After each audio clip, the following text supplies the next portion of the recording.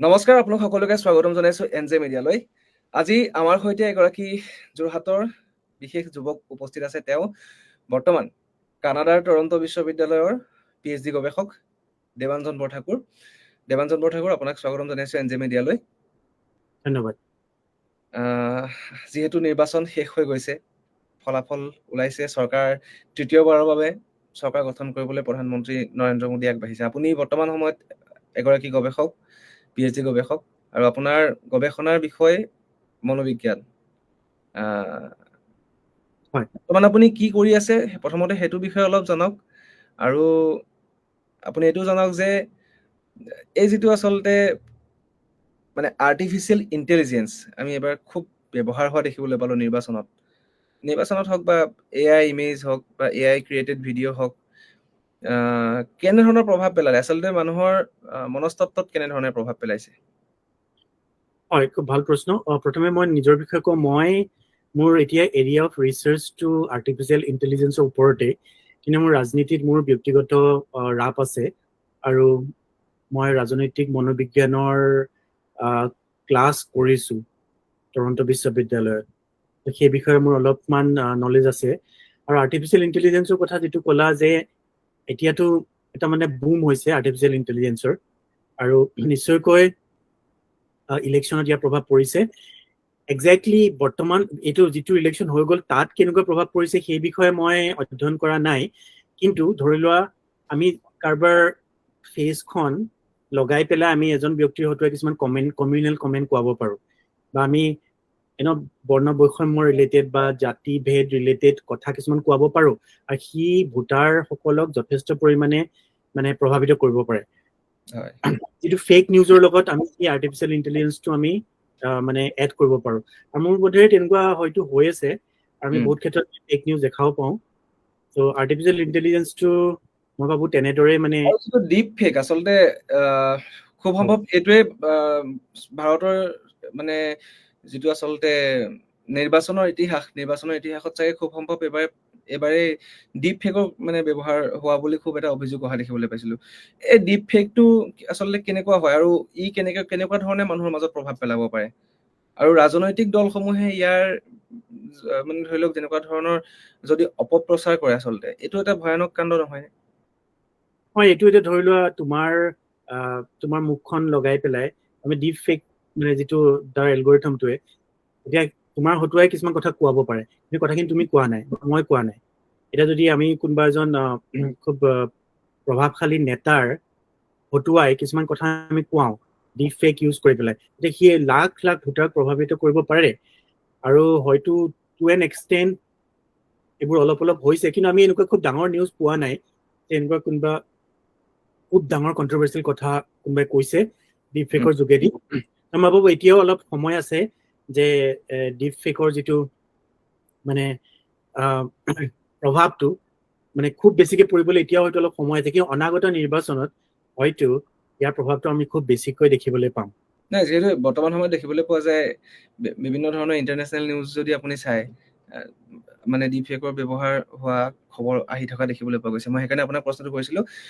এতিয়া মই আপোনাৰ পৰা জানিবলৈ চেষ্টা কৰিম, আচলতে যিহেতু আপুনি কৈছে আপোনাৰ গৱেষণাৰ ক্ষেত্ৰখনৰ কথা, মই এটা কথা ভাবি আছো যে পলিটিকেল চাইকলজি বুলি ক'লে আমি আচলতে কি বুজি পাওঁ, মই আপোনাৰ পৰা সেইটো জানিব বিচাৰো। কাৰণ মানে কি চাই ভোট দিয়ে আচলতে মানুহৰ সেই ৰাজনৈতিক আচলতে সেই নিডটো কি হয়? মানে মই আপোনাক প্ৰশ্নটো এইকাৰণে কৰিছো, কাৰণ ধৰি লওক আমি সাধাৰণতে যেতিয়াই বাহিৰত যাওঁ বা ছচিয়েল মিডিয়াত চাওঁ, মানুহৰ লগত কথা পাতো, তেতিয়া প্ৰায়ভাগ মানুহৰ এটা কথা থাকে যে বস্তুৰ বহুত দাম বাঢ়িছে, চাকৰি নাই ঘৰত ল'ৰাটোৰ, মানে প্ৰায় মানুহে মানে ধৰি লওক এনেকুৱা ধৰণৰ কথা কোৱা আমি শুনিবলৈ পাওঁ। কিন্তু তাৰ পাছতো আপুনি যদি চাই, ভোটটো কিন্তু আল্টিমেটলি তেওঁলোকে এটা নিৰ্দিষ্ট পাৰ্টিকে দিয়ে। গতিকে এই যিটো মানে মনোবিজ্ঞানৰ যিটো খেলটো, আচলতে এইটো খেলটো কেনেকে হয়? হয়, এইটো খুব ভাল প্ৰশ্ন আৰু বহুত জটিল দেই বিষয়টো, কাৰণ একেবাৰে সাধাৰণীকৰণ কৰিবলৈ বহুত দিগদাৰ। তথাপিও মই মোৰ যিটো সীমিত জ্ঞানেৰে মই দুটামান কথা কম, যে মানুহৰ কিছুমান নিড থাকে। তেনেকে এনেকে আমি জানো ন, এনেকে আহাৰ নিদ্ৰা মৈথুনৰ দৰে মানুহৰ কিছুমান চাইকলজিকেল নিড থাকে, যে মোৰ এটা যিটো আইডিঅলজিকেল ষ্টেণ্ড আছে সেই আইডিঅলজিকেল ষ্টেণ্ডটোৰ লগত মিলা পাৰ্টি এটাৰ প্ৰতি মই খুব বেছি অনুৰক্ত হৈ যাওঁ। সেই পাৰ্টিটোৱে লাগিলে বেয়া কামেই কৰক ভাল কামেই কৰক, সেইটো মোৰ কাৰণে একেবাৰে ছেকেণ্ডেৰী হৈ যায়। আৰু তুমি যিটো ক'লা যে হয় মূল্যবৃদ্ধি হৈছে বা অসমৰ ভাৰতৰ GDPও যদি তললৈ গুচি যায় বা একেবাৰে ইকনমিও ধ্বংস হৈ যায়, তেতিয়াও এটা ছেকশ্যন সদায় সেই তেওঁৰ আইডিঅলজিকেলি কনগ্ৰুৱেণ্ট বুলি কওঁ, আইডিঅলজিৰ লগত মিলা পাৰ্টিটোৰ প্ৰতি দায়বদ্ধ হৈ থাকিবই থাকিব। তাৰ মনোবৈজ্ঞানিক কাৰণ আছে আৰু স্নায়ৱিক কাৰণো থাকিব, বিৱৰ্তনীয় কাৰণো থাকিব, কিমান ভিতৰত পাৰি। কিন্তু এতিয়া মই যদি উদাহৰণ দিওঁ, ধৰি লও আমি দুটা পাৰ্টি আছে বুলি ধৰি লও, এটা ৰক্ষণশীল আৰু এটা উদাৰপন্থী ধৰি ললো। তেতিয়া ৰক্ষণশীল সকলৰ কিছুমান চাইকলজিকেল নিড থাকে, তেওঁলোক ধাৰ্মিক হয়, তেওঁলোকে নিজৰ ধৰ্মটোক খুব বেছি ধৰি ৰাখিব বিচাৰে। যদি দেখা পায় যে ইটো পাৰ্টি যদি আহে মোৰ ধৰ্মটোৰ প্ৰতি এটা আশংকা আহিব পাৰে, আৰু আমি দেখো যে শৰাইঘাটৰ ক্ষেত্ৰত বা তেনেকুৱা কিছুমান মানে এৰাউজিং ষ্টেটমেন্ট আমি দেখা পাওঁ ন, যাতে মানুহৰ এই নিড বিলাক যাতে মানে এক্সাইটেড হৈ যায়।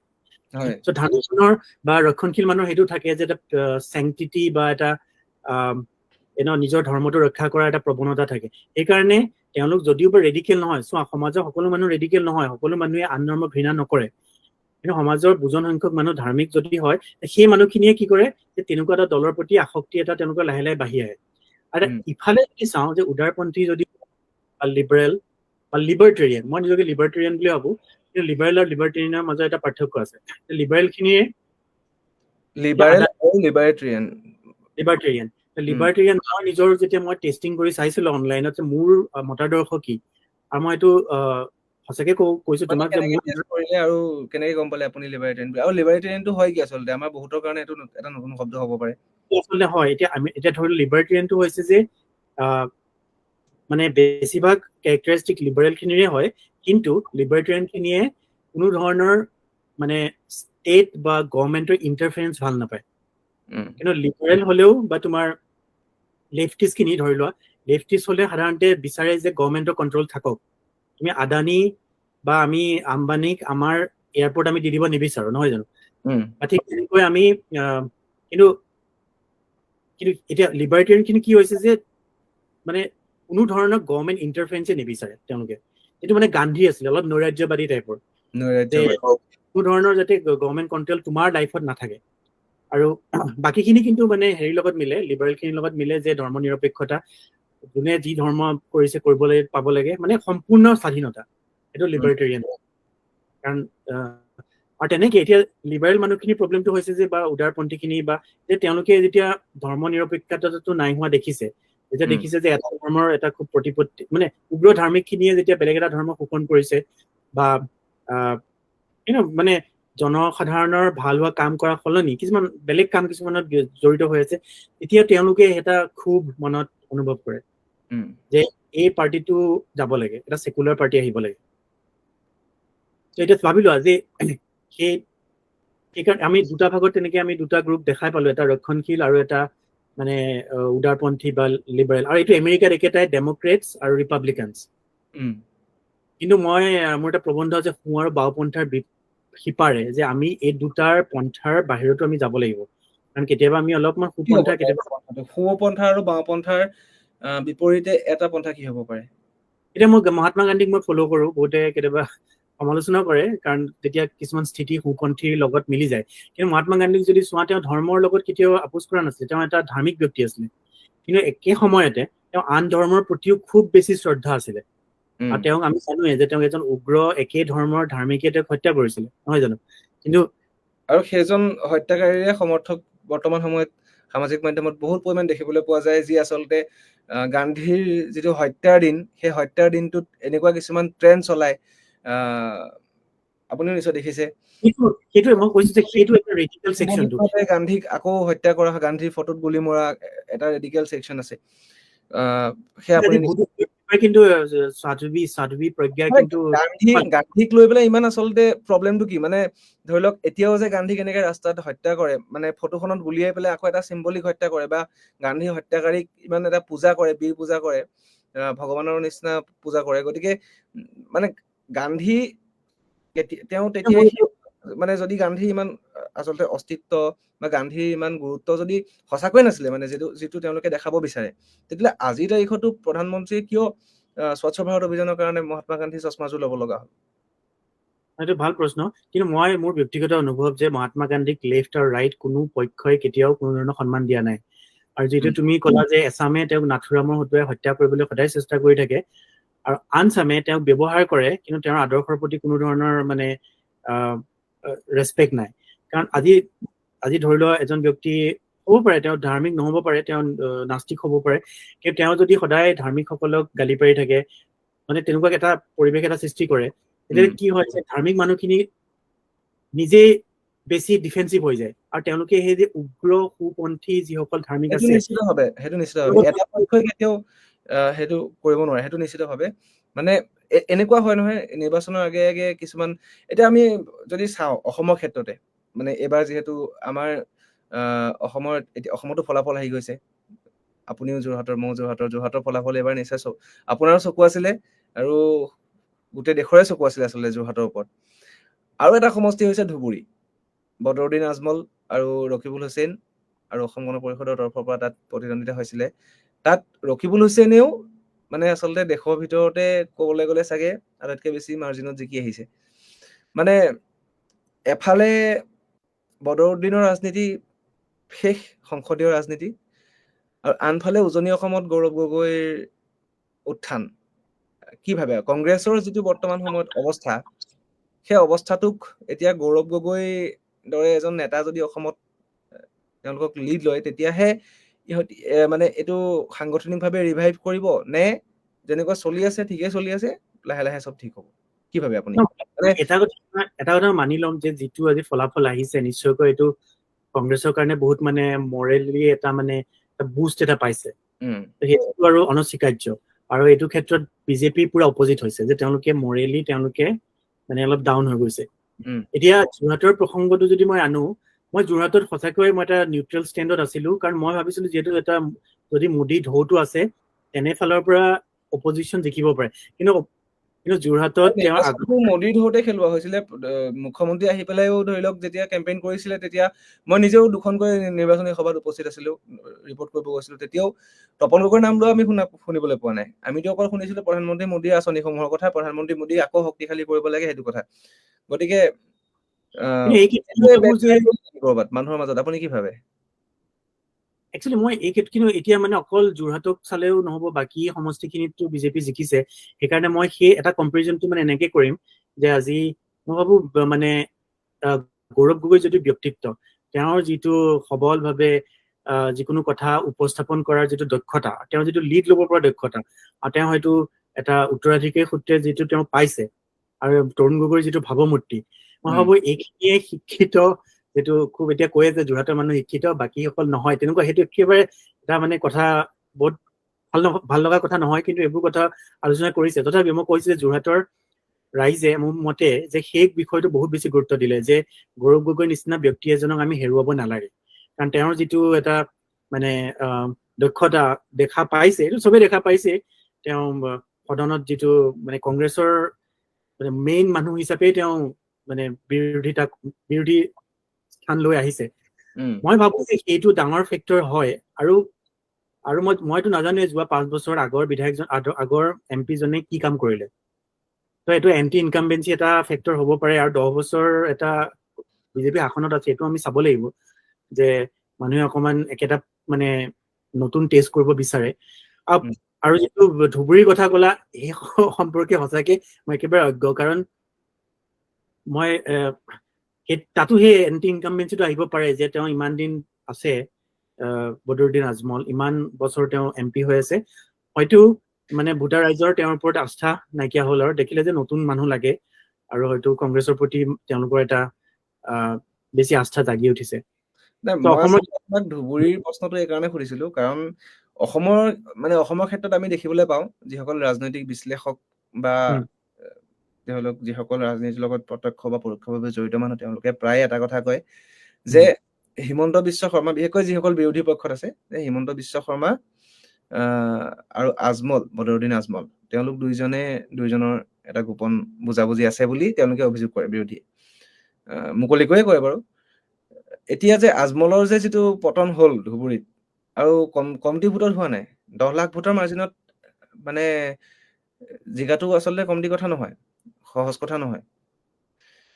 গতিকে এই যিটো হিন্দুত্ব আচলতে মই আপোনাৰ আচলতে সেইটো প্ৰশ্নলৈকে আহি আছিলো, মানে বিজেপিৰ যিটো হিন্দুত্বটো আচলতে মানে একদম জ্বলাই ৰাখিবৰ কাৰণে আজমলক ব্যৱহাৰ কৰা হৈছিল বুলি এটা অভিযোগ এটা উঠে নহয়।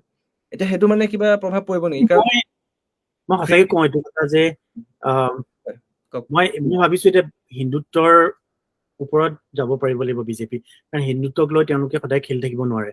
আৰু এতিয়া এইটো প্ৰমাণ হৈছে এতিয়া উত্তৰ প্ৰদেশত কথাটো আমি আপোনাক আলোচনা কৰিম তাত, কিন্তু এতিয়া যিহেতু আমি দেখিলো যে যদি অসমৰ একাংশ মানুহে ভাবে যে বিজেপি তেওঁলোকৰ শত্ৰু, আৰু মই ভাবো তেনেদৰে তেওঁলোকে চৰকাৰ চলাব নোৱাৰে। মানে চলাইতো আছেই, কিন্তু মই ভাবো নৈতিকভাৱেও সেইটো এটা খুব ভাল কথা নহয়। আৰু সেইকাৰণে মই ভাবো যে বিজেপিয়ে সেই হিন্দুত্বতকে আৰু মানে হিন্দুত্বৰ ওপৰত যাব লাগিব, আৰু ছেকুলাৰিজিমক তেওঁলোকে আঁকোৱালি ল'বই লাগিব, আৰু মই সেইটো বিশ্বাস কৰো। কিন্তু আমি এইটো ভাবো যে নাই, বিজেপি চেঞ্জ নহয়, সেইকাৰণে আমি কংগ্ৰেছক আনিব লাগে। কিন্তু কংগ্ৰেছৰ আমি 15 বছৰ শাসন দেখিছো, আৰু অবভিয়াছলি মানে সেই সময়ত মানুহে কিবা কাৰণতে কংগ্ৰেছক আঁতৰাই ৰাখিছিলে। কিন্তু এতিয়াও আমি যদি চাওঁ যে এতিয়া দিল্লীৰ কথা যদি চাওঁ, দিল্লীত 7খন আসনৰ 7খন বিজেপিয়ে পালে। এতিয়া দিল্লীৰ মানুহৰ মনস্তত্ব কি মই নাজানো, তাত কিন্তু মই মনস্তত্ব দেখিছো কিছুমান মানুহৰ খুব বেছি এটা ৰেডিকেল কিছুমান মানুহৰ চিন্তা আছে যে সেইখনে মোদীকে বিচাৰে। কিন্তু অসমৰ ক্ষেত্ৰতো দেখিলো কংগ্ৰেছে 3খন আসন পালে, কিন্তু বাকীখন আসনত বিজেপিয়ে জিকিলে। এইটোত আচলতে মানে এতিয়া মানে ধৰি লওক বিৰোধীয়ে বিশেষকৈ চৰকাৰখনৰ ওপৰত বা বিশেষকৈ নৰেন্দ্ৰ মোদীৰ ওপৰত এটা আলোচনা কৰে, মানে আক্ৰমণ কৰে যে এই যিটো মানে আপোনাৰ ফ্ৰী ৰেচন 5 কেজি চাউল যিটো মানে ফ্ৰীকে দিয়া হয়, এইটোৱে আচলতে দেশৰ অৰ্থনীতিটোক মানে এটা মুখ্য আঘাতে সানিছে বিৰোধী অভিযোগ মতে। আৰু ইয়াৰ ফলত আপোনাৰ কি হৈছে, দৰিদ্ৰ লোকসকল সেই দৰিদ্ৰতাটোৰ পৰা ওলাই আহিব নে সেই 5 কেজি চাউলৰ আশাত থাকিব? আচলতে কৰবাত না কৰবাত সেই কাৰণেও মানে এটা ছেকশ্যনে মানে এইটো খুব ভাল প্ৰশ্ন এই কাৰণে যে মইতো মানে ৰাজনীতিৰ ঊৰ্ধতো মই বস্তুটো ভাবিবলৈ মোৰ খুব মন গৈছে। এতিয়া নহলেও মই ভাবো এইটোৰ বিষয়ত নিজাকেও অলপ খুব অধ্যয়ন কৰিব মন গৈছে, কাৰণ কেতিয়াবা কি হয়, যিটো ৱেলফেয়াৰ স্কিমছ বিলাক থাকে, কেতিয়াবা এটা প্ৰয়োজন থাকিবও পাৰে যে কিছুমান মানুহৰ হয়তো তোমাৰ বেলেগ একো সম্বল নাই, তাহাঁতি যদি তোমাৰ মাহেকত 1 টকা পাই আছে, কাৰণ আমাৰ মধ্যবিত্ত মানুহ আমি বহুত টকা এনেই খৰচ কৰো, তাৰ এটা অংশ টেক্স যদি গৈছে আৰু তাৰ এটা অংশ যদি দুখীয়া মানুহখিনিয়ে পাইছে, মই ভাবো তাত হয়তো তেওঁলোকৰ লাভ হৈছে। কিন্তু দ্বিতীয় প্ৰশ্নটো আহিলে যে তেওঁলোকক আমি উত্তৰণৰ সুবিধা নিদিয়াকে বেনিফিচিয়াৰী বনাই ৰাখিব বিচাৰিছো নেকি? সেইটো ডাৰ্টি পলিটিক্স, সেইটোৰ আমি বিৰোধিতা কৰিব লাগিব। মই ভাবো যে ইয়াত মানে ইয়াৰ এটা মিডল পইণ্টত আমি আহিব লাগিব, যে কিছুমান মানুহক প্ৰয়োজন আছে, কাৰণ তাহাঁতি 1 টকীয়া 2 টকীয়া, আগতে মোৰ মনত আছে কংগ্ৰেছৰ সময়তে 3 টকীয়া চাউলৰ ভাত পায় বুলি এগৰাকী মন্ত্ৰীয়ে এইবোৰ কথা কৈছিলে, মই নামটোৱে পাহৰিলো।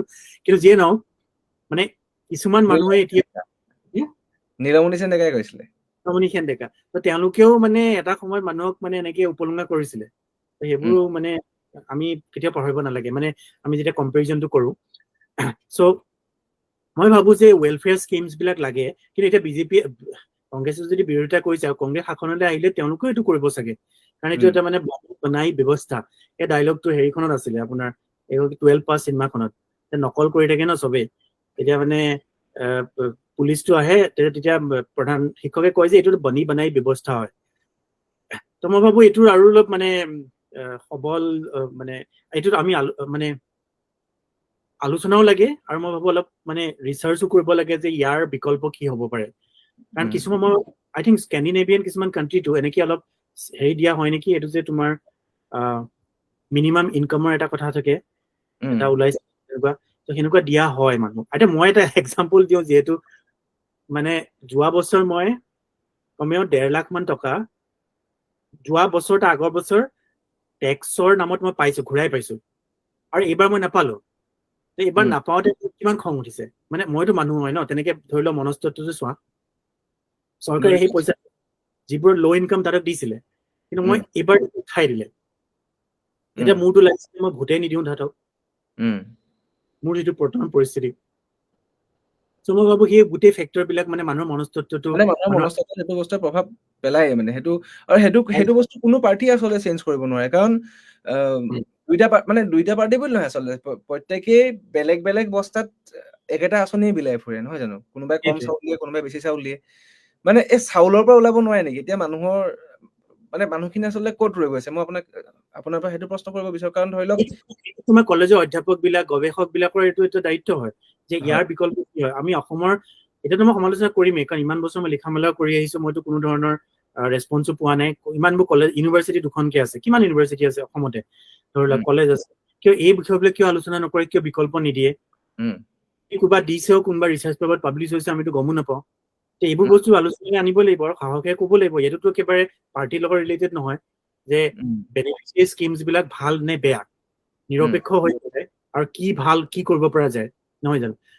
তো মই ভাবো এইটো আমি দুৰ্ভাগ্য যে আমাৰ যিটো সচেতন মানে সমাজখন একেবাৰে এইবোৰ ক্ষেত্ৰত নিৰ্লিপ্ত, আৰু এই ক্ষেত্ৰত মানে বহুত বেছি আলোচনাৰ বহুত প্ৰয়োজনীয়তা আছে। আপুনি ইউপিৰ প্ৰসংগটো আনিছিলে, মোৰ এটা প্ৰশ্ন আছিলে সেইটোক লৈ পেলাই। আচলতে ইউপিত আমি যিটো এবাৰ এটা এলায়েন্স দেখিবলৈ পালো, PDA, পিছৰা দলিত অল্পসংখ্যক, এই যিটো PDA এলায়েন্স আৰু PDA ভাৰ্চেছ NDA, নে ইউপিত যুদ্ধখন ইণ্ডিয়া ভাৰ্চেছ NDA আছিলে, কি ভাবে আপুনি? PDA ভাৰ্চেছ হিন্দুত্ব বুলি ক'ম মই, PDA ভাৰ্চেছ হিন্দুত্ব। কাৰণ এতিয়া চোৱা, মানে এজন সাধাৰণ হিন্দু মানুহৰ কাৰণে, গাঁৱলীয়া মানুহ এজন, তেওঁ যদি বেনিফিচিয়াৰী স্কিম বিলাক পাই আছে অলৰেডি, আৰু তেওঁ যিটো প্ৰয়োজন, মই ক'লো চাইকলজিকেল নিডটো হৈছে ধৰ্মটো, নহয় জানো? ধৰ্মটো এটা চাইকলজিকেল নিড হয়, বা তেনেকে তেওঁ সেইটো ফুলফিল কৰাই দিছে হিন্দুত্বই বা বিজেপিয়ে। কিন্তু মুছলমান খিনি আঁতৰি গ'ল, সেইটো বিজেপিৰ ভুল, যে তেওঁলোকে নিজৰ ৰিলিজনটোক যেতিয়া প্ৰমোট কৰি থাকিলে, বাকী ৰিলিজনটোক মানে হেৰি কৰিলে, সেই মুছলিম ভোটটোতো গ'লেই তাহাঁতৰ পৰা। সমাজবাদী পাৰ্টীয়ে কি কৰিলে যে সেই মুছলিম ভোট খিনিও ললে, আৰু যিটো মানে তেওঁলোকৰ যিটো মানে পিছৰা যিটো মানে কৈছে যে OBC, বিশেষকৈ OBC, SC, ST, মানে এই যিটো কাষ্ট, মানে জাতিৰ ভিত্তিত যে এই যে ভোট খিনি ভাগ হৈ যায়, আৰু উত্তৰ প্ৰদেশত এইটো খুব আটাইতকৈ বেছি চাগে উত্তৰ প্ৰদেশ, বিহাৰত দেখিবলৈ পোৱা যায় নেকি, মানে এই কাষ্ট পলিটিক্স। বিজেপিক যিটো কোৱা হয় মানে উচ্চ বৰ্ণৰ এটা দল, তেনেকুৱা এটা হয়। এতিয়া এই যিটো বিজেপি আচলতে হিন্দুত্ব, এই হিন্দুত্বটো আচলতে ইণ্ডিয়া এলায়েন্সে, অকল উত্তৰ প্ৰদেশত বুলি নহয়, গোটেই অল অভাৰ ইণ্ডিয়াত, গোটেই সমগ্ৰ দেশৰ ভিতৰতে ইণ্ডিয়া এলায়েন্সে NDA বা বিজেপিক ৰুধিবৰ কাৰণে, যেনেকে বিজেপিয়ে শাসন ল'বৰ কাৰণে ধৰ্ম আশ্ৰয় লয়, তেনেকে ইণ্ডিয়া এলায়েন্সে জাতিৰ আশ্ৰয় ললে নেকি? কাৰণ ধৰি লওক আমি দেখিবলৈ পাইছিলো বাৰম্বাৰ কাষ্ট চেঞ্চাছৰ কথা হৈছে। নিশ্চিতভাৱে চেঞ্চাছ সেইটো কিন্তু লাগে, মই ক'ম যে কাষ্ট চেঞ্চাছ হ'ব লাগে, তেতিয়াহে আচলতে আচল ডাটাটো ওলাব, মানে কোন জাতিৰ কিমান, কাৰণ যিহেতু ব্যৱস্থাটো আছে। আৰু 2 নম্বৰ কথাটো হ'ল, এইখন চৰকাৰে যোৱা 10 বছৰ ধৰি না প্ৰধানমন্ত্ৰীয়ে প্ৰেছ কনফাৰেন্স কৰিছে, না ইয়াত লোকপ্ৰিয় হৈছে। গতিকে এতিয়া সেই প্ৰশ্নটো উত্থাপন হ'ব নহয়। আপুনি সেইটো কি ভাবে, সেইটোক লৈ আপুনি কি ক'ব? মানে সেই বিজেপিৰ যিটো নেতৃত্ব, তাৰ অল্টাৰনেটিভ হিচাপে এই কাষ্টটো লৈ আহিল নেকি অপজিশ্যনে? নিশ্চয় কাষ্ট বেছ ভোটিংটো হৈছে। এতিয়া মোৰ তাতো যাদৱ খিনি আছে বা দলিত বোৰ আছে ন, এটা সময়ত বহুজন সমাজবাদী পাৰ্টিৰ এটা বেছ আছিলে, সেইটো এটা গুচি গ'ল। তুমি এটা উদাহৰণ আগতে আমাৰ আলোচনাত তুমি কৈছাই যে চন্দ্ৰশেখৰ আজাদ আহিলে। চ' মোৰ মতে নিশ্চয়কৈ কাষ্ট বেছ পলিটিক্সে হৈছে তাত। আৰু নহলে মই যিটো ক'লো, যোগী আদিত্যনাথ তেওঁ গোৰাখ মঠৰ তেওঁ মঠাধিকাৰ হয়, তেওঁ ঠাকুৰ হয়। গতিকে এইবাৰ ৰাজপুত সমাজে বিজেপিক ভোট নিদিওঁ বুলি শপত লৈছিলে। এইটো প্ৰসংগত মই এইটো কওঁ, এইটো মানে অকমান মই কোনো পক্ষলৈ কোৱা নাই, কিন্তু আমি এতিয়া যদি আমি চাওঁ যে গোটেই জয়টো, কংগ্ৰেছৰ জয়টো এইটোৱে কোৱা হ'ব, মানে ইণ্ডিয়া এলায়েন্সৰ জয়টোক, যে এইটো গণতন্ত্ৰৰ প্ৰতি মানুহে আস্থা ৰাখি পেলাই এইটো কৰিছে। কিন্তু মই, কোনোবাই বেয়া পালেও ভাল পালেও, মই নাভাবো যে এইটো হৈছে। কাৰণ মই যিটো দেখিছো যে কাষ্ট পলিটিক্সৰ কাৰণেই ভোট খিনি গৈছে। কাৰণ তুমি ভাবিছা, মই এজন দৰিদ্ৰ কৃষক, মোৰ কাৰণে গণতন্ত্ৰ, ডেমক্ৰেচি, মই কনষ্টিটিউচনখন পঢ়িয়ে পোৱা নাই, ধৰি লোৱা। সেই কথাবিলাক মোৰ মূৰৰ ওপৰতে যাব, মই সেইখিনি লৈ মই কি কৰিম? মোৰ মূল কথাটো হৈছে যে মোৰ নিজৰ কাষ্টটোৱে সুবিধা পাব লাগে, মোৰ জনগোষ্ঠীৰ ধৰি লোৱা যদি ৰিজাৰ্ভেশ্যন লাগে সেইখিনি হ'ব লাগে, কাৰণ সেইখিনি মোৰ প্ৰয়োজন নহয় জানো? মই অলৰেডি মই এজন পদদলিত ব্যক্তি, মোক সমাজে অলৰেডি শোষণ কৰি আহিছে। তো মোৰ কাৰণে, আৰু মোৰ মতে যে সমাজবাদী পাৰ্টীয়ে সেইটোৰ ওপৰতে মানে বেছ কৰি পেলাই এই ভোটখিনি পালে যেন মোৰ লাগিছে। আৰু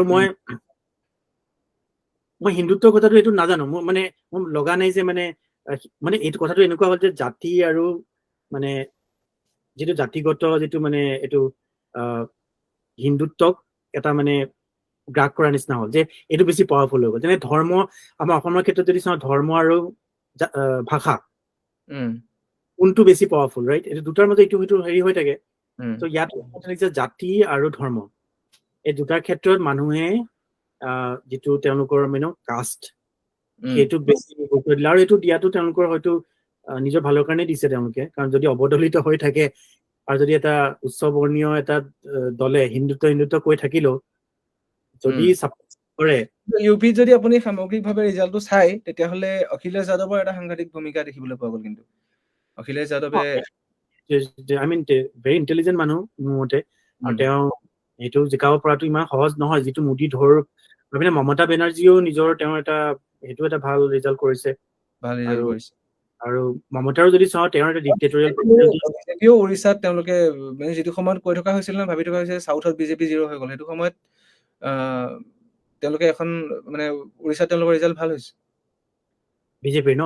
মই কিছুমান জেগাত ভাল কৰিছে। আৰু চাউথত এতিয়া মোৰ বন্ধু চাউথৰ আছে, মোৰ কেৰেলাৰ বন্ধু এজনৰ লগত মই সাধাৰণতে ওলাই যাওঁ, আমি ডিছকাশ্যন কৰো। কাৰণ তেওঁলোকৰ যিখিনি মাইনৰিটিজ আছে, of course they don't want BJP. কিন্তু তাত কমিউনিষ্ট পাৰ্টি আৰু কংগ্ৰেছ পাৰ্টি আছে ধৰি লওক কেৰেলাত, তেওঁলোকৰ নিজৰ মাজতে আকৌ ক্লেছ হয়, নিজৰ মাজতে আকৌ আচলতে মানে এই যিটো ক্লেছটো, মানে এইটো খুব ইণ্টাৰেষ্টিং কথা এটা কৈছে। কাৰণ মানুহৰ মনত সেইটো এটা প্ৰভাৱ পৰে নহয়। মই ধৰি লওক যেতিয়া আমি মানুহৰ লগত কথা পাতো, যে এফালে ইয়াত আমাৰ অসমত আপ আৰু কংগ্ৰেছে এগেইনষ্টত যুদ্ধ কৰি আছে, বেলেগ এখন ষ্টেটত আকৌ একেলগে মিলি কৰি আছে। সেইটো কথা আহি পেলাই বিজেপি মানুহখিনিয়ে ক'ব, সাধাৰণ ভোটাৰক প্ৰভাৱিত কৰে। আৰু যিখিনি মানুহৰ মই কৈছো আইডিঅলজিকেলি মটিভেটেড, আইদাৰ লেফ্ট অৰ এক্সট্ৰিম ৰাইট, তাহাঁতি নিজৰ তাহাঁতি একো সলনি নকৰে। তাহাঁতক তুমি যিয়ে চেঞ্জ নকৰা, তাহাঁতি দুৱে পাছ বুলি ক'লেও নিজৰ, মই এইটোৰ ওপৰত গৱেষণা বহুত হৈছে, সেইটো কাৰণে মই কৈছো। আৰু মই এটা একচুৱেলি প্ৰবন্ধ এটা মই ভাবিও আছো, খুব ভাল প্ৰবন্ধ এটা, যে ideologically motivated left and right, they actually share same মানে কেৰেক্টাৰিষ্টিক্স। তাহাঁতি কেতিয়াও তাহাঁতি নিজৰ যিটো শুদ্ধ বুলি ভাবে সেইটোৱে কৰিব। কিন্তু মাজৰ মানুহখিনিতো ইনফ্লুৱেঞ্চ হৈ যায় ন, দেখিব যে অসমৰ মানুহৰ ক্ষেত্ৰত ভোটটো কিহৰ ক্ষেত্ৰত পৰে বুলি ভাবে আপুনি? যেনেকে ইউপিৰ ক্ষেত্ৰত যেনিবা এতিয়া ধৰি লওক জাতি আৰু ধৰ্মটোৱে বহু পৰিমাণে নিৰ্ভৰ কৰে, অসমত আপুনি কি দেখে? সেইটো ভাল কথা। অসমৰ এতিয়া মোৰ খুব মন আছে যে মই মানে অসমৰ গ্ৰাউণ্ডত গৈ পেলাই অলপ চাওঁ মানুহবোৰে কি বিচাৰে নিবিচাৰে। কিন্তু অসমত ডেমোগ্ৰাফিক চেঞ্জৰ প্ৰশ্নটো আহে, যে আজি ইলিগেল ইমিগ্ৰেশ্যন হৈছিলে, 855 জন শ্বহীদো হৈছে অসমৰ, নহয় জানো? সেইবোৰ আবেগ অসমীয়া অলপ হলেও আছে। ইমিগ্ৰেশ্যনৰ কথাটো আছে, অসমীয়া ভয় এটা আছে যে যদি মই ধৰ্মীয় সংখ্যালঘু হৈ যাওঁ কি হ'ব। আকৌ কা আন্দোলন আহিলে, কা আন্দোলনতো সেয়া আন্দোলন হ'ল, তাৰপিছত আকৌ কিছুমান তাতে আকৌ লেং মাৰি পেলাই আকৌ বিজেপিলৈ গুচি গ'ল।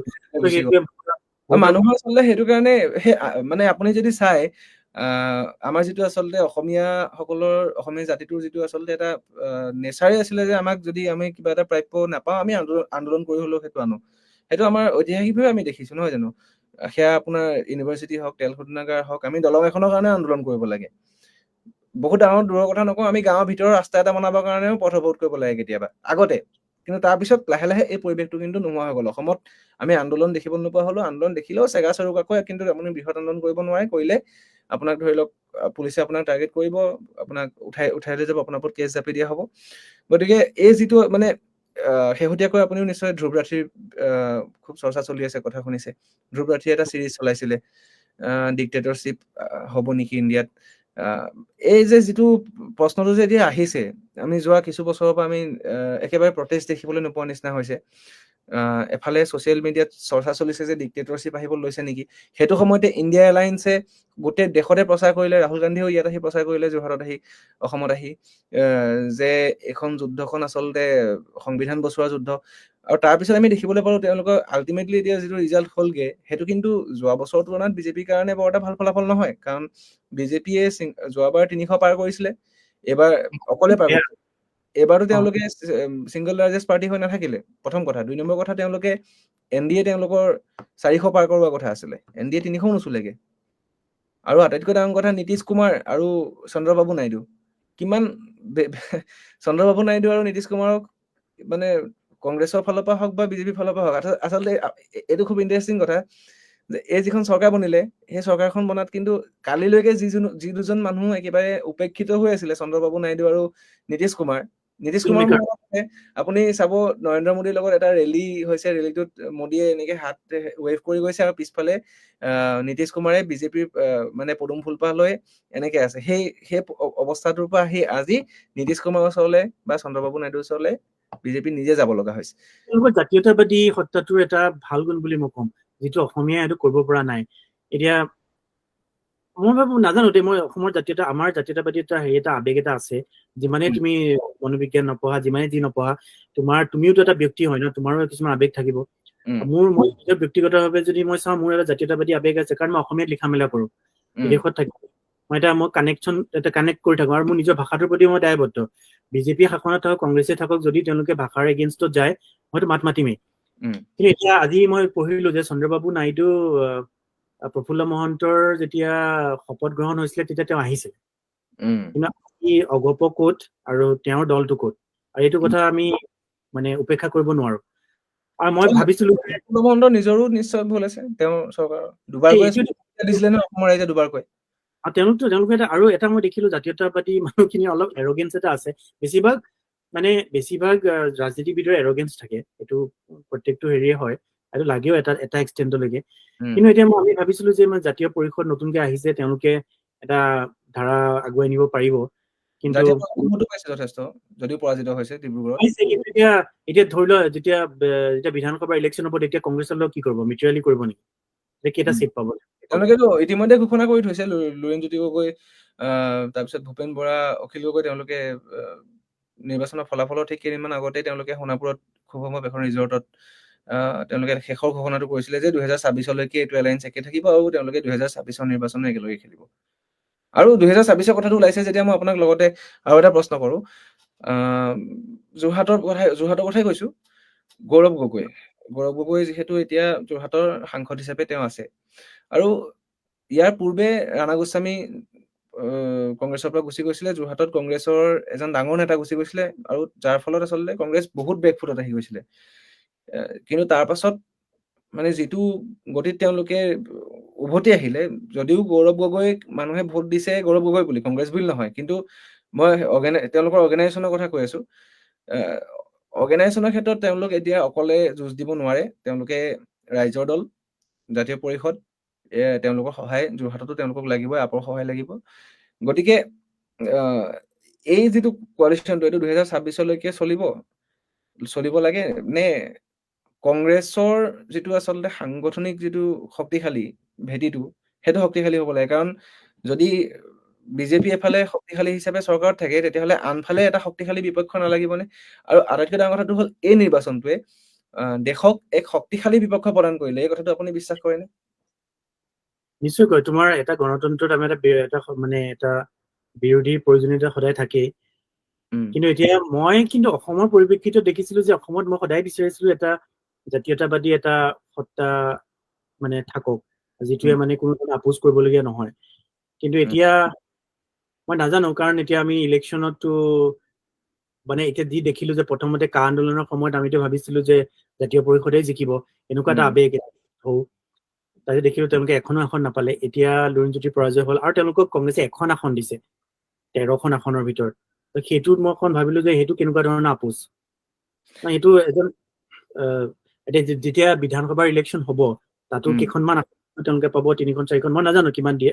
126খনৰ কেইখনমান হয়তো তেওঁলোকক দিলে। এই 26ৰ কথা মই নকওঁ, কাৰণ মোৰ ইমান আইডিয়া নাই, দেখা যাওক যদি।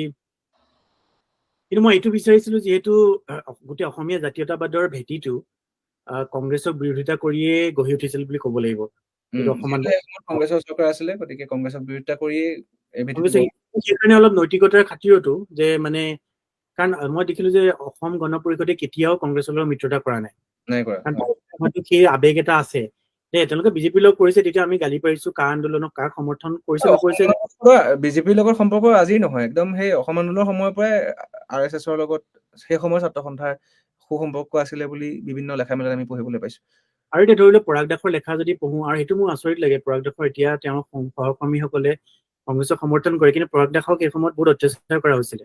তেওঁৰ নিষিদ্ধ কলমখন যেতিয়া মই পঢ়িছো, তেওঁ এনেকুৱা লাগিছে যে মানে সেই সময়ত কংগ্ৰেছ চৰকাৰ নহয়, এটা স্বেচ্ছাচাৰী মানে এটা ৰাষ্ট্ৰযন্ত্ৰ, তেওঁ যিটো ৱৰ্ড ইউজ কৰে, সেই বস্তু পঢ়াৰ পিছত আমাৰো এটা মানে হেৰি এটা আহে।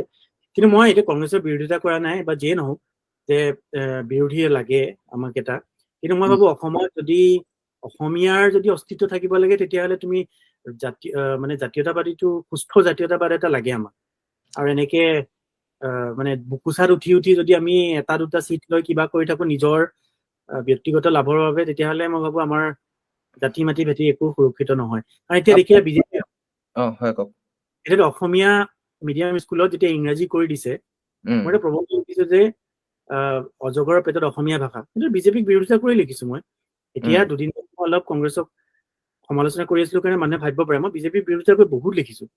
এতিয়া এখন হীৰেণ গোহাঁই কোন কিতাপখনত মই বহুত কিছুমান কথা লিখিলো, যিবোৰ এতিয়া মই পঢ়িবলৈ অকণ দিগদাৰ হৈছে মোৰ বৰ্তমানৰ স্থিতিটো চাই পেলাই। চ' আমি ভাবো যে আমি এতিয়া আই থিংক আমি এইটো আলোচনা অকণ কৰিম যে আমি কেনেকে একেলগে থাকিব পাৰো, বিৰোধী হলেও হেৰি হলেও, কাৰণ আমাৰো এটা আমিতো মানে সমৰ্থক সেইখিনিখনৰ কথা কৈছো, যে ৰাজনীতি কৰাখিনি ৰাজনীতি কৰিব ন, বাকী মানুহখিনি কি হব, বাকীখিনিৰ মাজত ইমান এটা বিভেদ যদি বাঢ়ি যায় লাহে লাহে, ত' সেইটো সমাজখনৰ কাৰণে একেবাৰে বেয়া এটা বাৰ্তা এটা যায়। চ' সেইটো এটা প্ৰসংগ।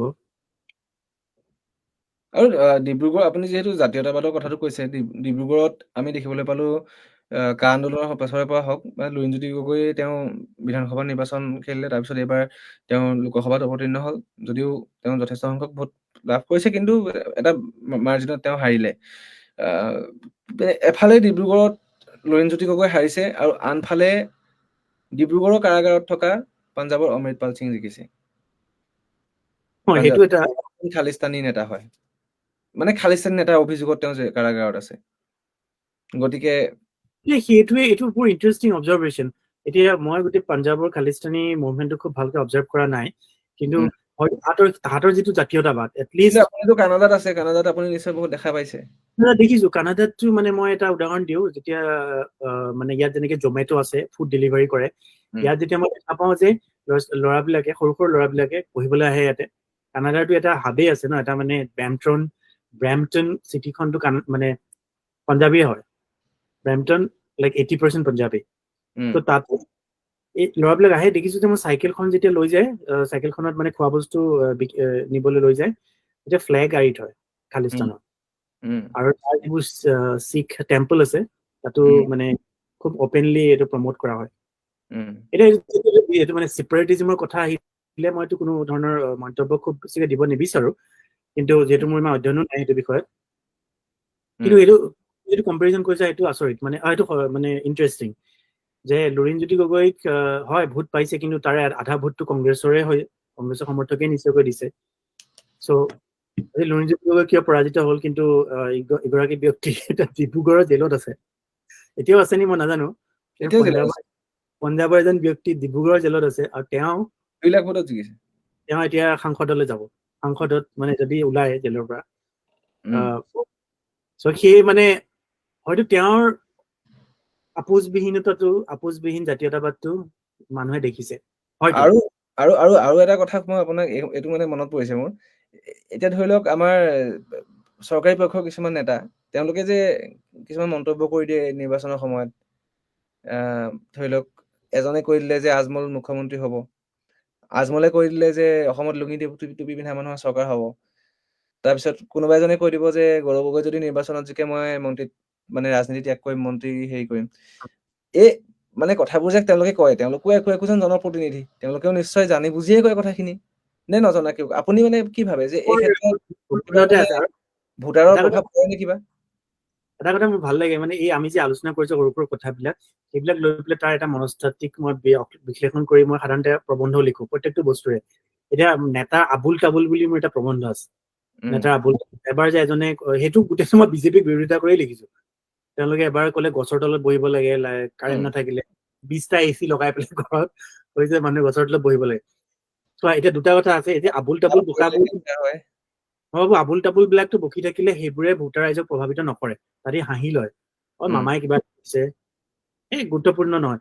কিন্তু যেতিয়া তুমি কাৰোবাক এটেক কৰি কিবা এটা কৈ দিয়ে, এতিয়া প্ৰজ্ঞা কোন আছিলে, তেওঁতো এবাৰ ইলেকশ্যনত টিকেটে নাপালে, প্ৰজ্ঞা কাৰণ ঠাকুৰ প্ৰজ্ঞা ঠাকুৰে টিকেটে নিদিলে, হয়তো নাথুৰাম গডছে স্বাধীনতা সেনানী বুলি কৈছিলে যে তেওঁ এই তেনেকুৱা কিছুমান স্বাধীনতা সেনানী কিবা এটা কৈছিলে হয় তেনেকুৱা খুব বেছি কিছুমান কথা কোৱা মানুহৰ লগে লগে কি হ'ল, তোমাৰ এটা ভোটৰ ছেকশ্যনে মানে তুমি হেৰুৱাই পেলোৱা। কাৰণ মানুহ কৈছে, মানুহৰ এতিয়া যদি লিবাৰেল কোনোবা মানুহ আছিলে, কিবা কাৰণত তেওঁ ভোট দিব বিচাৰিছিলে, ধৰি লোৱা তেওঁ বেনিফিচিয়াৰী হয়, পইচা পাই আছে, এতিয়া এনেকুৱা এটা কৈ দিয়াৰ লগে লগে তোমাৰ হয়তো গাত লাগি গ'ল যে মই এতিয়া তুমি ধৰি লওক ক্ষত্ৰিয় মানুহ বহুতে কিবা এটা কৈছে, ভোট দিয়া নাই ন বিজেপিক ৰাজপুতে দিয়া নাই, এনেকুৱা ৰাজপুতে দিয়ে, ট্ৰেণ্ড কিছুমান চলি আছিলে মানে টুইটাৰত আমি দেখিবলৈ এইবোৰ বহুত প্ৰভাৱ পৰিব পেলাই। এতিয়া তুমি ধৰি লোৱা ব্ৰাহ্মণ মানুহখিনি গালি পাৰি লোৱা, আহোম মানুহখিনি গালি পাৰি লোৱা, বড়ো মানুহখিনি গালি পাৰি লোৱা, তেতিয়া তুমি এনেকুৱা এটা ছেকশ্যনত যদি কিবা এটা বেয়াকে কৈ দিয়া হয় ন, তেতিয়া সেই ছেকশ্যনটো গাত লৈ লয় ন। আৰু সেইটো এটা ইণ্টাৰেষ্টিং কথা, শেহতীয়াকৈ মৃণাল শইকীয়া বিজেপিৰ এজন বহুত পুৰণা বিধায়ক নহয় জানো, তেওঁ বিজেপিৰ বহুত পুৰণা কৰ্মী, বিজেপি বিধায়ক, তেওঁ কিন্তু গৌৰৱ গগৈক শুভেচ্ছা দিছে।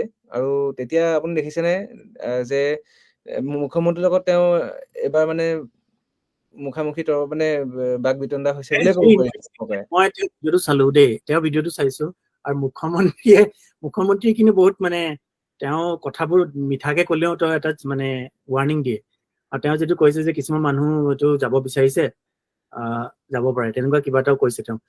মই ভাবো হয়, এইটো এটা ফেক্টৰো হয় দেই, যেতিয়া বিজেপিয়ে গোটেই কংগ্ৰেছী মানুহবোৰ আনি আছে, এই পুৰণি বিজেপি তেওঁলোকৰ খুব থাকিবই, আৰু সেইটোৱে প্ৰভাৱো পেলাইছে। মই আজি এটা অকমান দেখিছিলো কিবা এটা, যে আজি অকল হেৰিয়ে নহয়, মৃণাল শইকীয়াই নহয়, আপোনাৰ অশোক শৰ্মা নলবাৰীৰ প্ৰাক্তন বিধায়ক, তাৰপিছত সিদ্ধাৰ্থ ভট্টাচাৰ্য প্ৰাক্তন মন্ত্ৰী, যিটো আমি বিসম্বাদ বুলি যিটো কওঁ, যিটো মুখ্যমন্ত্ৰী আমাৰ প্ৰথমে মুখ্যমন্ত্ৰীয়ে তৰুণ গগৈ থাকোঁতে কৰিছিলে, এওঁলোকে যদি কৰিব বিচাৰে কৰিব পাৰে, কিন্তু তেওঁলোকৰ এটা ইউনিটি লাগিব। এজন ব্যক্তিয়ে যদি এগেইনষ্ট হেৰি যাব বিচাৰে, মই মৃণাল শইকীয়াৰ কথা নাজানো খুব ভালকে, তেওঁ হয়তো এটা খুব ভাল বেছ থাকিবও পাৰে, মোক কোনোবাই কোৱা মতে ইণ্ডিপেণ্ডেণ্ট খেলিলেও জিকিব, তেনেকুৱা যদি তেওঁৰ এটা বেছ আছে, তেতিয়া তেওঁ সেইটো কবলৈ মানে তেওঁৰ ৰাইট আছে। কিন্তু এনেই মই ভাবো এনেই মানে যদি সঁচাকে ডিচিডেন্সটো আনিব লাগে, তেতিয়া এটা গ্ৰুপত হেৰি কৰিব লাগিব, যে ইউনিট এটা লাগিব সকলোৰে মাজত, আৰু তেতিয়া ক্ষোভটো প্ৰকাশ কৰিব লাগিব। আৰু যদি এতিয়া আমি দেখিছো নিৰ্দলীয় যিবিলাক খেলিছে, কেনেকুৱা অৱস্থা বেয়া, শিখা শৰ্মা কেইটামান ভোট, দুলু আহমেদ 7,000, চুকুৰালিও খেলিছে। আৰু সেইটোৰ পৰা শিকিবলগীয়া কথা আছে, তুমি মানে কিমান মনস্তাত্ত্বিক ন, যে তেওঁলোকে দলৰ এটা আশ্ৰয় লবই লাগিব। এইটো মানে এইটোৱে কলো যে মানে মৃণাল কলিতাই যিবোৰ কথা কৈছে, বা যদি তেওঁলোকৰ সঁচাকে গ্ৰুপটো পাৱাৰফুল হয়, যিখিনি ডিচিডেণ্ট কৰিব বিচাৰিছে, তেতিয়াহ'লে তেওঁলোকে সেইমতে কথাবোৰ উঠোৱা উচিত। কিন্তু যদি অকলশৰীয়াকে তেওঁ যদি কাজিয়া কৰি থাকিব বিচাৰে, মই ভাবো সেইটো ইমান কামত নিদিব। মৃণাল শইকীয়াই যিটো কথা কৈছিলে, আচলতে তেওঁ কৈছিলে যে এটা কথা অসমৰ চব মানুহে জানে, একমাত্ৰ জয়ন্ত মল্ল বৰুৱাই নাজানে, যে তেওঁ নিজৰ সমষ্টিৰ বাহিৰত য'তে ভাষণ দিয়ে তাতে ভোট কমে বিজেপি। সেইটো মানে এতিয়া কি হয়, যে তুমি এটা পাৰ্টিত থকাৰ পিছত তুমি পাৰ্টিৰ প্ৰতি এলিজিয়েন্স এটা তোমাৰ থাকিব লাগিব, আৰু সেইটো মানে এটা কয় ন, হুইপ চুইপ জাৰি কৰে ন, বা হেৰি কৰে, তো সেইটো মানে ইট ভায়লেটছ দ্য মানে পাৰ্টিজ, কি কয় তোমাৰ যিটো বিজেপিৰ ক্ষেত্ৰতো এইটো কোৱাই হয়, যে বিজেপি যে পাৰ্টি উইথ ডিফাৰেন্স, মানে প্ৰথম পাৰ্টি, তাৰপিছত প্ৰথম দেশ, তাৰপিছত পাৰ্টি, তাৰপিছত ব্যক্তি। বিজেপিয়ে আছিলে, এতিয়া মোদীকতো তেওঁ কংগ্ৰেচুলেশ্যন দিয়া নাই। আৰু বিজেপি যদি আপুনি আইডিঅলজিৰ ক্ষেত্ৰত চাই, যিটো আমি আগৰে পৰা দেখিবলৈ পাওঁ, আচলতে ব্যক্তি পূজন নহয়, কোনো এজন ব্যক্তি বা এটা ফেমিলিৰ আণ্ডাৰত বস্তুখিনি নচলিব, কমিজন গৈ পেলাইও বহুত ওপৰলৈ যাব পাৰে, এনেকুৱা ধৰণৰ যিটো 2014 চনত আমি বিজেপি বুলি ক'লে যিটো মানে শুনিবলৈ মানে নতুন আমি যেতিয়া ধৰি লওক অলপ কথাখিনি জানিব পৰা হৈছিলো, তেতিয়া মানে প্ৰায় সেইটো কথাই শুনা হৈছিলে, বিজেপিটো এটা ডিচিপ্লিনাৰী পাৰ্টি। আৰু আজিৰ পৰা অলপ দিনৰ আগলৈকে বিজেপিত এনেকুৱা ধৰণৰ আমি দেখাও নাছিলো বাৰু, যিটো সাধাৰণতে কংগ্ৰেছত দেখা যায়, ইজন নেতাই সিজন নেতাক গালি পাৰে, এতিয়া যিটো বস্তু বিজেপিত আৰম্ভ হৈছে। সেইটো বিজেপিৰ কাৰণে বহুত ক্ষতিকাৰক, আৰু নিশ্চয়কৈ ক্ষতি কৰিবই। এতিয়া কংগ্ৰেছৰ কাৰণে এইটো খুব ভাল কথা, তেওঁলোকে ডিচিডেন্স যিটো হোৱাটো, বিসম্বাদ হোৱাটো ভালেই পাব। কিন্তু এতিয়া যদি একেবাৰে মূল মানুহখিনি চাওঁ, মানে বিজেপিৰ চবেই প্ৰায় জিকিছে স্মৃতি ইৰাণীৰ বাদে, স্মৃতি ইৰাণী হাৰিলে, ইৰাণী কিন্তু হাৰিছে। কিন্তু বাকী বহুতখিনি মন্ত্ৰীও হাৰিছে বাৰু। ইৰাণী কেছটো ইণ্টাৰেষ্টিং আছিল নহয়, ৰাহুল গান্ধীৰ মানে PA বুলি যিজনক মানে তেওঁলোকে ইনচাল্ট কৰিছিলে, KL শৰ্মা নহয়, KL শৰ্মা, কিশোৰীলাল এতিয়া শৰ্মা। এতিয়া একচুৱেলি কিছুমান মানুহৰ মনত কি ভাল ক্ষোভ মাৰ্জিনত থাকে, জিকিছে কিশোৰীলাল শৰ্মা। তেওঁটো ভালেই জিকিলে। আৰু কিন্তু ইফালে যদি চাওঁ আমি, এইটো কি আমাৰ অমিত শ্বাহ বা তেওঁলোকেতো বহুত লাখ লাখ ভোটৰ ব্যৱধানত জিকিছে। কিন্তু একে নৰেন্দ্ৰ মোদী 1.5 লাখ ভোটত জিকিলে মাত্ৰ, সেইটো কেনেকুৱা হ'ল কথাটো, কি ভাবে আপুনি? যদি নহয়। কেনেবাকৈ নৰেন্দ্ৰ মোদীৰ সন্মুখত প্ৰিয়ংকা গান্ধী থিয় থাকিলহেঁতেন, তেতিয়াহ'লে ৰিজাল্টটো কি হ'লহেঁতেন বুলি আপুনি ভাবে? মোদী এঠাইৰ পৰা খেলিছিলে, দুঠাইৰ পৰা খেলিছে, জানানে এইটো? মোদী দুটা মানে জেগাৰ পৰা, দুটা জেগাৰ পৰা খেলিছে চাগে। মই এবাৰ চেক কৰিছো। সেইটো কিন্তু বৰ ইণ্টাৰেষ্টিং অবজাৰভেশ্যন, সেইটো মই নাজানো দেই, সেইটো ভাবিবলগীয়া কথা যে এজন প্ৰধানমন্ত্ৰীয়ে কিমান কম ভোট কেনেকে পাব পাৰে। কিন্তু এটা টাইমতো শীলা দীক্ষিতো হাৰিছিলে, নহয় জানো? তো সেইটো এটা নৰেন্দ্ৰ মোদীক তেওঁ 1.5 লাখ ভোটত জিকিছে, আনফালে কিন্তু ৰাহুল গান্ধীয়ে ৰায়বেৰেলী আৰু ৱায়নাৰ দুইটা সমষ্টিতে কেইবা লাখ ভোটৰ ব্যৱধানটো জিকিছে। এইবোৰ চব উত্তৰ প্ৰদেশে নহয় জানো? মানে নাই, ৰায়বেৰেলী উত্তৰ প্ৰদেশ আৰু ৱায়নাড কেৰেলা। সেইটো কেৰেলা। কিন্তু এটা মোদী ক'ৰ পৰা খেলিছিলে? তেওঁ উত্তৰ প্ৰদেশৰ পৰা খেলিছিল। উত্তৰ প্ৰদেশ উত্তৰ প্ৰদেশ বানাৰ অযোধ্যাত হাৰিছে বিজেপি, অযোধ্যাতো হাৰিছে। অযোধ্যাত হাৰিছে, হয়। অযোধ্যা মানে ফেজাবাদ সমষ্টিত অযোধ্যা পৰে। মানে উত্তৰ প্ৰদেশটোৱে এটা বেলেগ এটা ৰূপ লৈছে, আৰু যিটো মানে জাত পাতৰ ৰাজনীতিত মেজৰিটি মানে হেৰি আছে, ইণ্ডিয়া এলায়েন্স আছে। NDA-তকে ইণ্ডিয়া এলায়েন্সে বেছি চিট পাইছে। একজেক্টলি। তো আই থিংক মই ভাবো অনাগত সময়ত যিহেতু আৰু আমি কোৱা হয় যে উত্তৰ প্ৰদেশ মানে দিল্লীৰ ৰাস্তাটো উত্তৰ প্ৰদেশ হৈ যায়। এতিয়া ধেমালি নহয়তো, অসমৰ 14টাহে চিটহে, আৰু মানে গোটেই প্ৰভাৱটো গোটেই উত্তৰ প্ৰদেশে পেলাব পাৰে। আৰু ভেৰি এইটো ইণ্টাৰেষ্টিং। ভূমিকা অখিলেশ যাদৱৰ নিশ্চিতভাৱে। একজেক্টলি। এতিয়া আৰু সমাজবাদী মই ভাবো যে এইটোৰ ওপৰত খুব আলোচনা হ'ব আৰু বহুত বিশ্লেষণ হ'ব, গৱেষণা হ'ব যে উত্তৰ প্ৰদেশত মানে কিয় এনেকুৱা হ'ল। কিন্তু মোদীয়ে হয়তো এতিয়া যে অখিলেশ যাদৱ এটা মানে তেওঁলোকৰ পাৰ্টিটো মোটামুটি ক'ব গ'লে যদিও ৰাষ্ট্ৰীয় পাৰ্টি, কিন্তু আল্টিমেটলি এটা ৰিজনেল পাৰ্টি, সমাজবাদী পাৰ্টিটো। উত্তৰ ৰিজনেল প্ৰদেশৰ বাহিৰে তেনেকুৱা একো হেৰি নাই। আমাৰ অসমত কিয় হয় আচলতে, ধৰি লওক AGP-কো মানুহে সুবিধা দিলে। আচলতে মানে অসমৰ এনেকুৱা নহয় যে সমাজবাদী পাৰ্টিৰ ওপৰত একো এলিগেশ্যন নাই। সমাজবাদী পাৰ্টিৰ ওপৰতটো ৰাম মন্দিৰ ইছ্যুটোত কিমান এটেক কৰে, মানে ৰাম ভক্তক গুলীওৱা বুলি মুলায়ম সিং যাদৱক। আজি মানে ধৰি লওক সেই সমষ্টিতে দেখোন তেওঁলোকৰ মানে চাইকেলৰ চিহ্নতে চবে ভোট দিলে। সেইটোত আকৌ মই খুব ভালকে যদিও বা নাজানো, তথাপিও মই সেই জাত পাতৰ প্ৰসংগটো আকৌ আনিম, যে জাত পাত আৰু হিন্দুত্ব ধৰ্ম, এই দুটাৰ ভিতৰত তুমি কোনটো আৰু প্ৰাধান্য দিবা? মূল্যবৃদ্ধিৰ সমস্যাটো বহুত কিন্তু মানে ফেক্টৰ আছিলে এইবাৰ, মূল্যবৃদ্ধি আৰু আপোনাৰ এইখিনি নিবনুৱা। এটা মানুহক যিহেতু মানে একেবাৰে এক্সট্ৰিম লেফ্ট আৰু এক্সট্ৰিম ৰাইটক বাদ দি পেলাই মধ্যবিত্ত মানুহখিনিক নিশ্চয়কৈ মূল্যবৃদ্ধিয়ে খুব বেছি মানে এটা ফেক্টৰ হ'ব পাৰে। GST-টো আচলতে GST-ৰ কাৰণেও বহু মানে যদি চাবলৈ যায় আপুনি, বেপাৰী হওক মানে তেওঁলোকৰ ওপৰত নাৰাজ হোৱা দেখিবলৈ পোৱা যায়। এতিয়া এটা কথা মই ভাবিছো, চাকৰিয়ালসকলেও OPS-টো নোপোৱাৰ কাৰণে তেওঁলোক মানে হয়তো এবাৰ বিজেপিক ভোট দিয়া নাই বহুত চাকৰিয়ালে। চাই ন, এতিয়া অল্ড পেঞ্চন স্কিমটো লাগে, নহয় জানো? দিলে NPS প্ৰতিবাদ চলিয়ে আছে। ইয়াৰ গণতন্ত্ৰ বস্তু ছেকেণ্ডাৰী বস্তু। আমি যদি এতিয়া বিৰোধীয়ে এইটো কথা ক'ব যে গণতন্ত্ৰ ৰক্ষাৰ কাৰণে হৈছে, অমুক হৈছে, তমুক হৈছে, কিন্তু বেছিভাগ মানুহে আমি ভোট দিওঁ নিজৰ স্বাৰ্থৰ কাৰণে। আৰু সেই কথাটো আমি এতিয়া জনজাতিকৰণ যদি কৰি দিয়ে, এইটো নিশ্চয়কৈ বিহাৰক বিশেষ ৰাজ্যৰ মৰ্যাদা বিচাৰিব, যিবোৰ জেগা, নহয় জানো? তেনেকুৱা অসমে এইটো কৰিব নোৱাৰে, কাৰণ অসমৰ হেৰি নাই, মানে যিহেতু পাৱাৰে নাই ইমান। কিন্তু এতিয়া মই এইটো ভাবি আছো যে ইয়াৰ নেক্সট ফেজত কি হ'ব? কাৰণ এতিয়া বিৰোধীয়ে যিটো ৰাহুল গান্ধীয়ে এইটো কৈ থাকিব যে গণতন্ত্ৰ ৰক্ষা কৰিব লাগে, অমুক তমুক, ঠিক আছে। ইণ্ডিয়া এলায়েন্সে এতিয়া বিৰোধীতা থাকিব বুলি তেওঁলোকে যিহেতু সিদ্ধান্ত লৈছে। কিন্তু এতিয়া মোদীওতো obviously he is an intelligent person, right? আৰু তেওঁলোকে এতিয়া নিজকে মানে বিশ্লেষণ কৰিব যে নেক্সট যে ভুলখিনি যে হ'ল।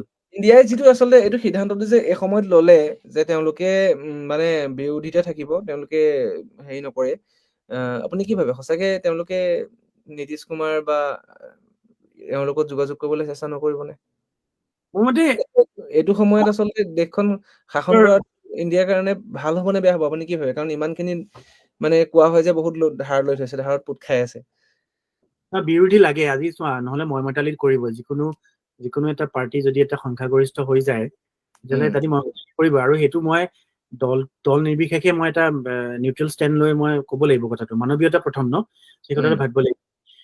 কিন্তু সেইকাৰণে বিৰোধীৰ প্ৰয়োজনীয়তা আছে, কিন্তু মই নাভাবো যে তেওঁলোকে চেষ্টা নকৰিলেহেঁতেন যদি আৰু কেইটামান ভোট পালেহেঁতেন, কাৰণ তেওঁলোকৰ অংকটো হয়তো মিলা নাইগে, কাৰণ 230 something right, 239 is less than 272, so' তাৰ যিখিনি মাৰ্জিন আছে সেইখিনি সম্ভৱ নহয়। আৰু হয়তো নীতিশ কুমাৰক লৈ আনিলেও হয়তো চাগে আৰু ইজন ব্যক্তি নাহিব, ত' তেনেকুৱা এটা অংক হয়তো তেওঁলোকৰ অলৰেডি হৈছে। আৰু যিহেতু নীতিশ কুমাৰ আৰু ইজন নামটো কি আছিলে, হেৰি চন্দ্ৰবাবু নাইডু, তেওঁলোকে অলৰেডি এলিজিয়েন্স দিছে যে হেৰি, ত' তেওঁলোকে কমিটমেণ্ট দি থৈ আছে। চন্দ্ৰবাবু নাইডু তেলেগু দেশম পাৰ্টিয়ে এইটো আপোনাৰ স্পীকাৰ বিচাৰিছে আৰু প্লাছ লগতে হোম মিনিষ্ট্ৰীও বিচাৰিছে। সেইটো বিচাৰিব, নেগচিয়েশ্যনটো কৰিব নাই আজি যেতিয়া অমিত শ্বাহ আৰু মানে মোদী যিটো মানে কেজৰিৱাল জেলৰ পৰা ওলাই আহি কৈছিলে যে নৰেন্দ্ৰ মোদী ৰিটায়াৰ হ'ব হৈছে, এতিয়া নেক্সট কেজৰিৱাল কি কয় ক্ষমা কৰিব আমাৰ অমিত শ্বাহ আহিব প্ৰধানমন্ত্ৰী হিচাপে। বিজেপিৰ আকৌ আৰু এটা ছেকশ্যন আছে, তেওঁলোকে কৈ আছে যে যোগী আদিত্যনাথ হ'ব লাগে প্ৰধানমন্ত্ৰী মোদীৰ পাছত। আৰু এটা পন্থা আছে, তেওঁলোকৰ মতে নীতিন গাডকাৰী হ'ব লাগে।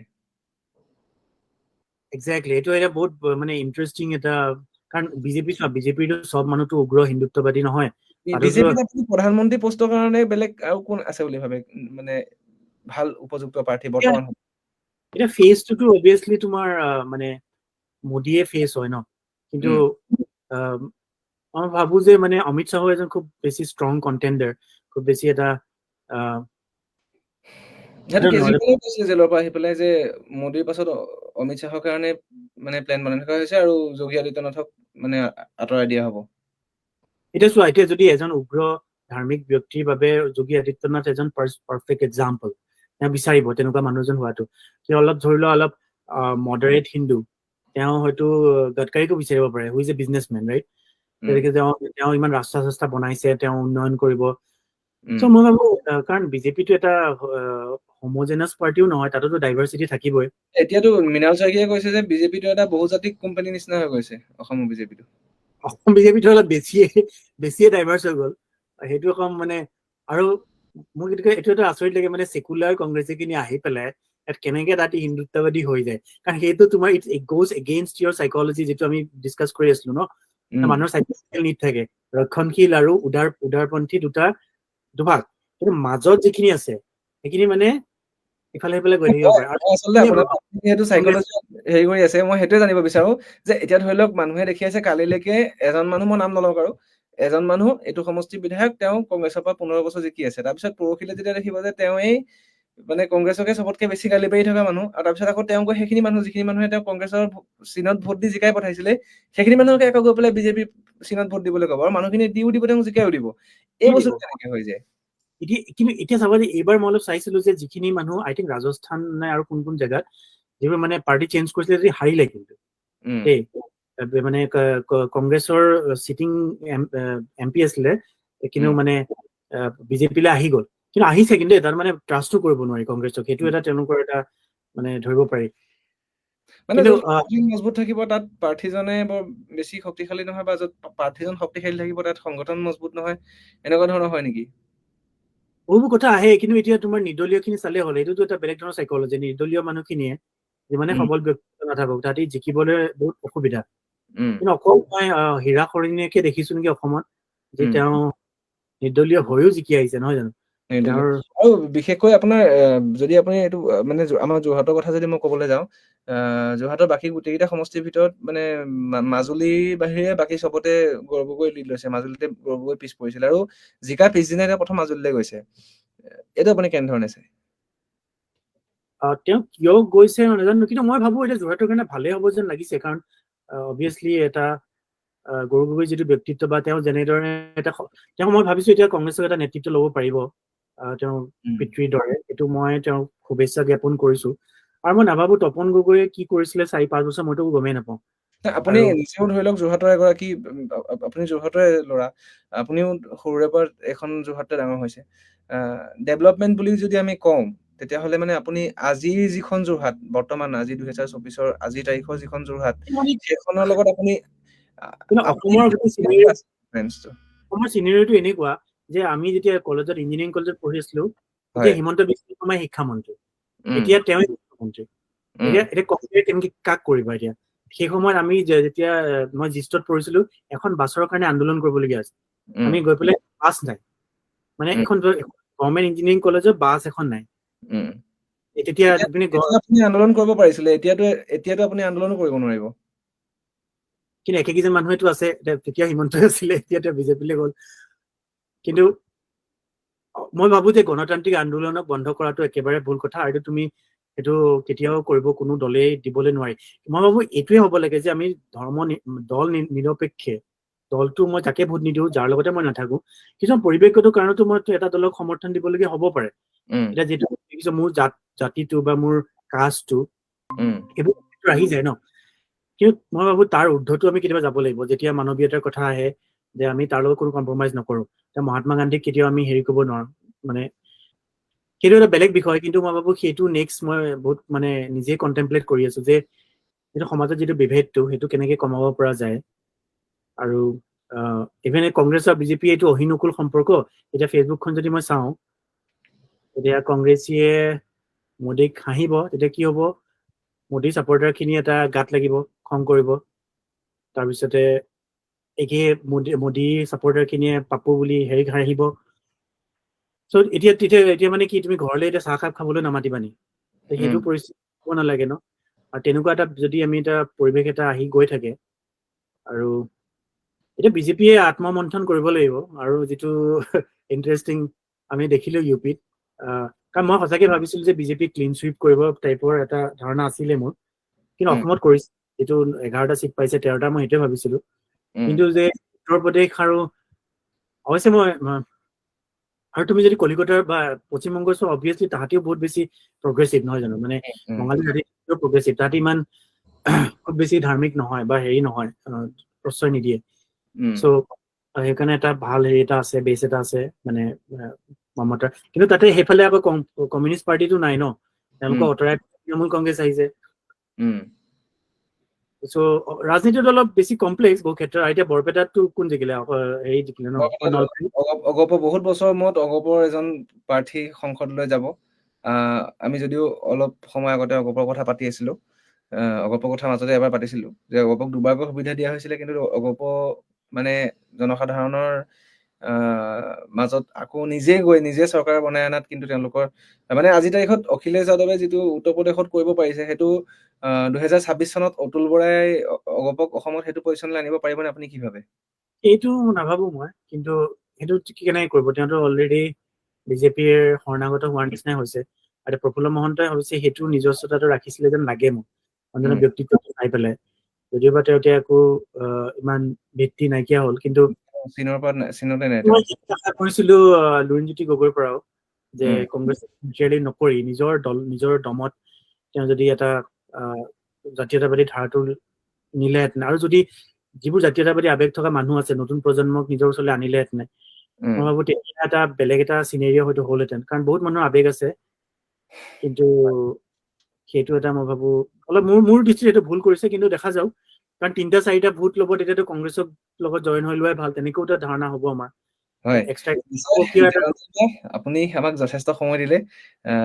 ইমানখিনি সময় আপুনি আমাক দিয়াৰ বাবে, ইমান ব্যস্ততাপূৰ্ণ আপোনাৰ মাজত, আৰু তাতে ইমান দূৰত আছে, তাৰ পৰা এইখিনি সময় আপুনি উলিয়াই দিলে, তাৰ বাবে মই বহুত ধন্যবাদ জনাইছো। আৰু তোমালোকৰ হয়, পৰৱৰ্তী সময়ত পুনৰ কেতিয়াবা অন্য এটা বিষয় লৈ পুনৰ লগ পাম।